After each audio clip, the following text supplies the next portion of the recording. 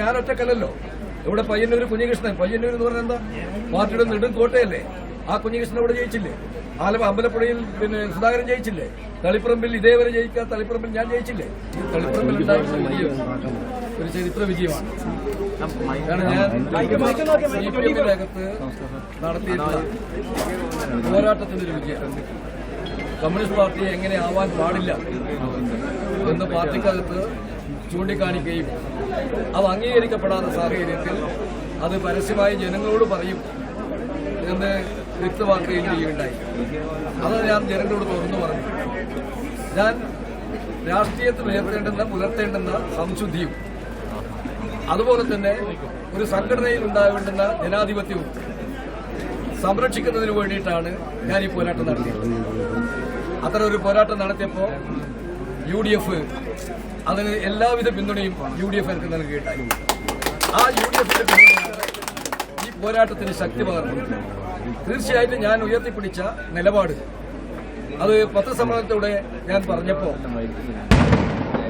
കോൺഗ്രസിന്റെ അഖിലേന്ത്യാ general secretary ആയിട്ടുള്ള KC വേണുഗോപാലും സംസ്ഥാന പ്രസിഡന്റായിട്ടുള്ള സണ്ണി ജോസഫ് ഉൾപ്പെടെയുള്ള ആളുകൾ, PK കുഞ്ഞാലിക്കുട്ടി ഉൾപ്പെടെയുള്ള മുസ്ലിം ലീഗിന്റെ നേതാക്കളും ഞാൻ എടുത്ത നിലപാടിന് എല്ലാ പിന്തുണയും നൽകുകയുണ്ടായി. ആ നിലപാടിന്റെ വിജയമാണ് ഈ തെരഞ്ഞെടുപ്പ് വിജയം. ഞാൻ ഉയർത്തിപ്പിടിച്ച കമ്മ്യൂണിസ്റ്റ് പാർട്ടിയെ തകർക്കാൻ വേണ്ടി നടത്തിയിട്ടുള്ള ശ്രമങ്ങൾ വ്യക്തി താൽപര്യവും കുടുംബ താൽപര്യവും അഴിമതിയും സംരക്ഷിക്കുന്നതിന് വേണ്ടി പാർട്ടിയെ തകർക്കുന്ന നിലപാടാണ് സ്വീകരിച്ചിട്ടുള്ളത്. അതിനെതിരായ നിലപാട് സ്വീകരിച്ചപ്പോൾ CPM-ന്റെ അകത്തുള്ള ആളുകളെല്ലാം എന്റെ കൂടെ ചേരുകയുണ്ടായി. എന്നോട് CPM നേതാക്കൾ പറഞ്ഞിട്ടുണ്ട്, ആരാണ് TK ഗോവിന്ദന്റെ കൂടെ ഉള്ളത്? ഇപ്പൊ മനസ്സിലായല്ലോ. ഞാൻ പറഞ്ഞു അത് മെയ് 4 കഴിയട്ടെ, ആരൊക്കെ എന്റെ കൂടെ ഉണ്ട് എന്ന് അപ്പോൾ നിങ്ങൾക്ക് കാണാം എന്ന് ഞാൻ പറയുകയുണ്ടായി. ഇപ്പോ അത് തെളിയിക്കപ്പെട്ടിരിക്കുകയാണ്. ഈ പാർട്ടിക്കകത്ത് ഇനിയും ഇതൊരു പാഠം പഠിക്കാൻ പാർട്ടി തയ്യാറാവണം എന്ന അഭ്യർത്ഥനയാണ് എനിക്ക് നടത്താറുള്ളത്.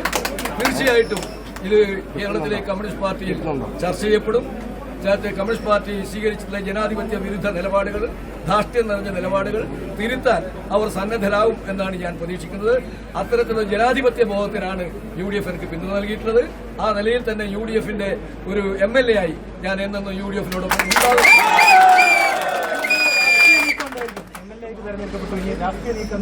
ഞാൻ സ്വതന്ത്ര സ്ഥാനാർത്ഥിയായി മത്സരിച്ച് ജയിച്ച ഒരു MLA ആണ്. അതിന് സർവ്വ പിന്തുണയും നൽകിയ UDF ആണ്. അതുകൊണ്ട് തന്നെ UDF-ന്റെ ഭാഗമായിട്ടുള്ള ഒരു MLA ആണ്.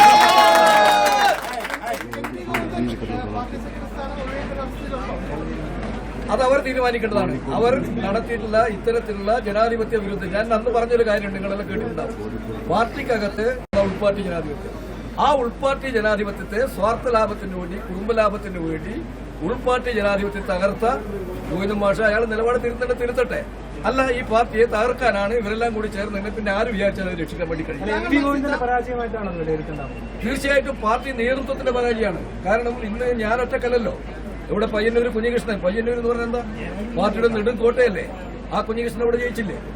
അമ്പലപ്പുഴയിൽ സുധാകരൻ ജയിച്ചില്ലേ? തളിപ്പറമ്പിൽ ഇതേവരെ ജയിക്കാത്ത തളിപ്പറമ്പിൽ ഞാൻ ജയിച്ചില്ലേ? ഇതെല്ലാം കാണുന്നതിന്റെ ഒറ്റപ്പെട്ട ഒരു കാര്യമല്ലല്ലോ. പാർട്ടിക്കകത്തൊരു പ്രവണതക്കെതിരായിട്ടുള്ള പോരാട്ടമാണിത്.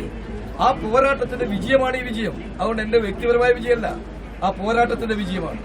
അതിന് ഈ തളിപ്പറമ്പ് മണ്ഡലത്തിലെ ജനങ്ങൾ CPM-ൽ പെട്ടതും UDF-ൽ പെട്ടതും ഇതിലൊന്നും പെടാത്തതുമായിട്ടുള്ള എല്ലാ ജനാധിപത്യവാദിയായിട്ടുള്ള ജനങ്ങൾ ആ പോരാട്ടത്തിന് പിന്തുണ നൽകി. ആ പിന്തുണയുടെ വിജയമാണ് ഈ വിജയം.